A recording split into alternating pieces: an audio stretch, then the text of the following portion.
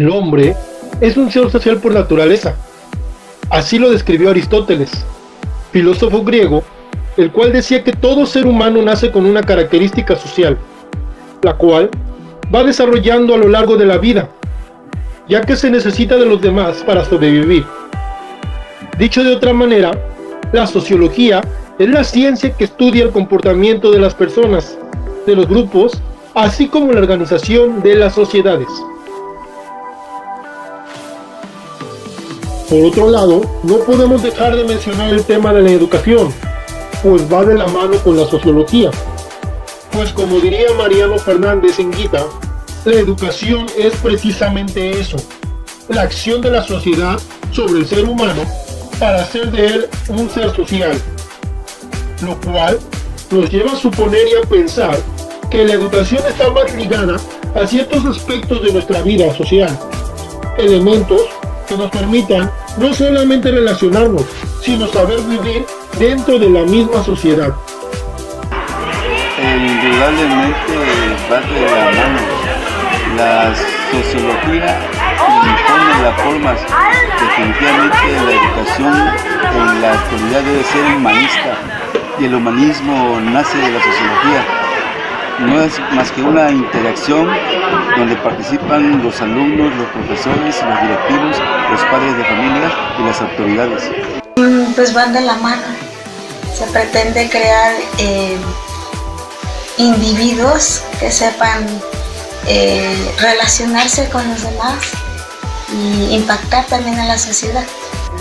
Bueno, pues al ser la sociología la ciencia que se encarga de estudiar la sociedad y los cambios que hay, y en relación a la educación tiene que irse adaptando a precisamente esos cambios o a esas situaciones que se van dando en la sociedad.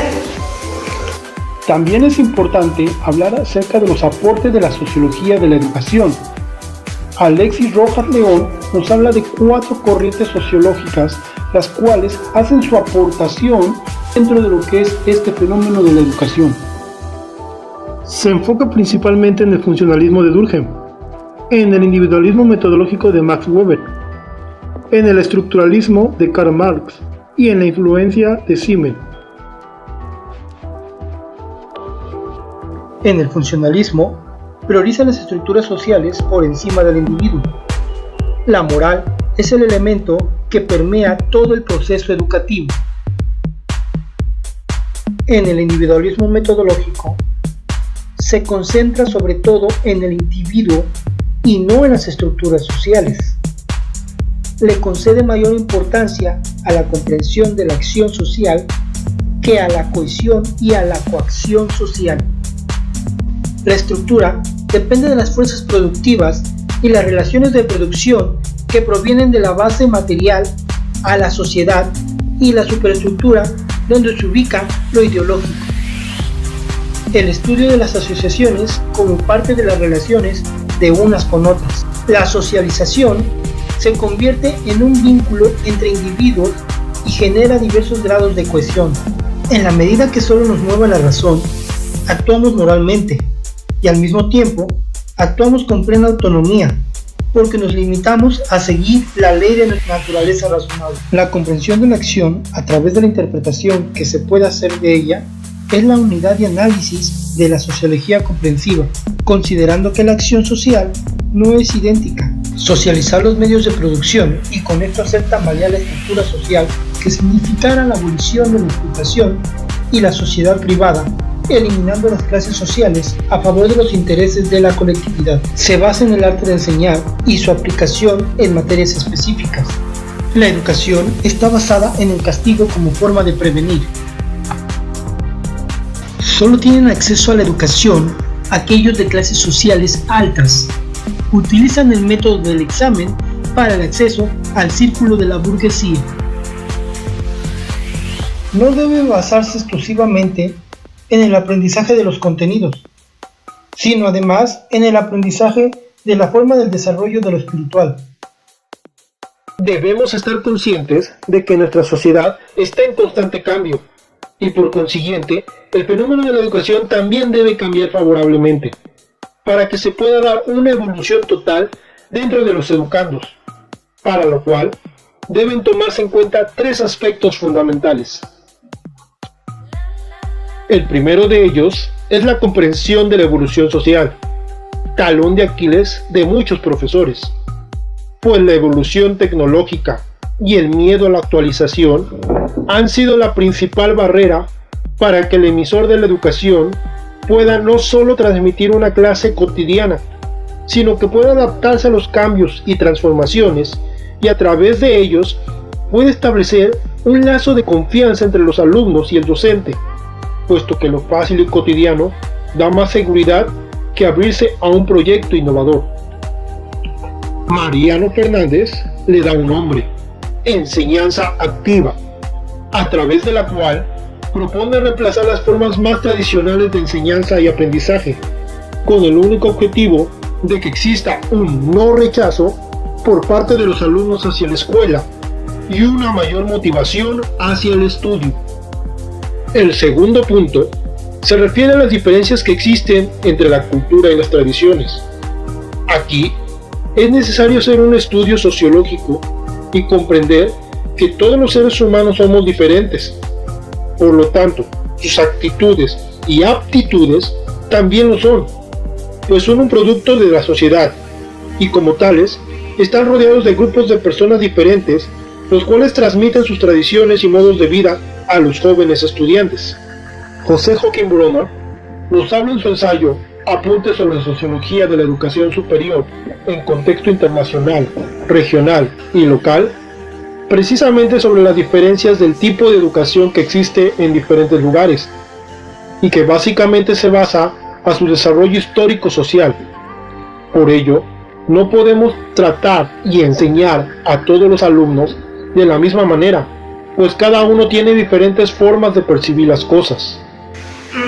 En la historia de la educación especial se ha trabajado con los niños, anteriormente considerados más que nada como enfermos, desde modelos médicos más que sociales. Entonces, en la actualidad se está tratando de que el modelo de trabajo con las personas con discapacidad sea en este sentido, en este concepto de diversidad. O sea, no estás educando a una persona con discapacidad, estás trabajando con una persona que es diferente como todas las demás que son diferentes. Entonces únicamente tienes como que centrarte en esas diferencias, o no tanto en las diferencias sino en las fortalezas que a diferencia de otros tienen, y trabajar sobre esas diferencias que tienen, pero tratando de explotar sus áreas de oportunidad. El tercer punto tiene que ver con el factor político. Es necesario hacer una evaluación de las medidas políticas que en cuanto a educación se refiere se han ido dando, y de esta manera se permitirá determinar si el sistema educativo cumple con los objetivos planteados. Han existido múltiples reformas con el objetivo de mejorar, pero ¿realmente esas transformaciones van acorde a los cambios sociales que estamos viviendo?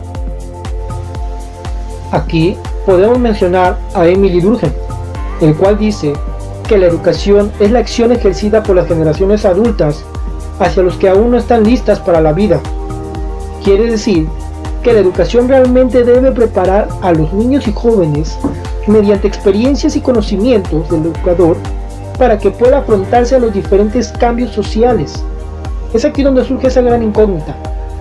¿Realmente el sistema de educación de nuestro país permite preparar a los educandos para esa metamorfosis social en la cual entran en juego elementos económicos, políticos, arquitectónicos, científicos y tecnológicos? Yo digo que al 100 no, al 100% no. En el aula se viven diferentes experiencias en cuanto a las emociones de los niños. A tal parece que ya lo manejamos bien ese contenido, pero con los problemas actuales familiares como que impactan y como que llevan al docente a seguirse capacitando, a seguir investigando. No, definitivamente lo considero que no van a la par porque difieren mucho, porque la situación que hay en los educandos es muy diferente y entonces no está conforme a la realidad que se necesita del perfil del estudiante. Modelos educativos que se trabajan o se implementan en México regularmente son, como sabemos, modelos educativos copiados de otros países. Entonces, al ser así, no funciona de la misma manera en México, porque no se está basando en la evolución de la sociedad, en los cambios que hay o en la situación que hay en México exactamente, sino en otros países es muy diferente. Entonces, considero que no favorecen al desarrollo de los educandos. Respecto a nuestro país, estamos rezagados en el nivel educativo. La tecnología ha empujado fuerte, nosotros nos hemos quedado atrás. Es así como hablar de la prehistoria y un meteorito, son cosas totalmente distintas. Si la sociología y la educación son dos ramas que caminan de la mano, ¿por qué el modelo educativo de nuestro país no puede adaptarse y no puede hacer que los jóvenes se adapten a esos cambios sociales que se van dando? ¿Será que existe un error constante que se ha estado dando y del cual no hemos querido salir? Solamente han venido modelos educativos y no han llegado a su fin y propósito, y siguen llegando modelos educativos y el alumno sigue estando en la misma situación, porque tenemos tienen que egresar alumnos los cuales tengan la capacidad para adaptarse a una nueva forma que se está desarrollando en nuestro ambiente educativo mundial, acorde a la situación mundial. Es importante recalcar que dentro del proceso educativo no se refiere únicamente a la enseñanza profesor-alumno, pues entran en juego diferentes elementos que fungen un papel muy importante para el desarrollo de la educación de los educandos, así como para su desarrollo social. Uno de ellos son los padres de familia, de donde se dice, y muy acertadamente, surge la educación. Posteriormente tenemos a los docentes, que son facilitadores de la educación, para que el alumno pueda desarrollarse dentro de una sociedad. También tenemos a las autoridades escolares, como lo son directores de escuela, supervisores, inspectores. Uno de los eslabones que también es importante dentro de este proceso de enseñanza-aprendizaje son las mismas autoridades, las cuales son las que ponen y establecen las leyes. En este caso, los modelos de educación a través del cual se basan los docentes para el proceso de enseñanza-aprendizaje. En conjunto, estos elementos trabajarán para el mejor desarrollo de los educandos y para su implementación dentro de la sociedad. Una propuesta donde se manejen contenidos de la vida de acuerdo al contexto en que se vive, y que participe toda la comunidad educativa, tanto autoridades como docentes, como directores y como padres de familia, se involucren en temas reales, ¿no?, de lo que viven los niños y de lo que se pretende que ellos desarrollen en su vida propia. Por ejemplo, temas relacionados a la convivencia escolar, ¿no?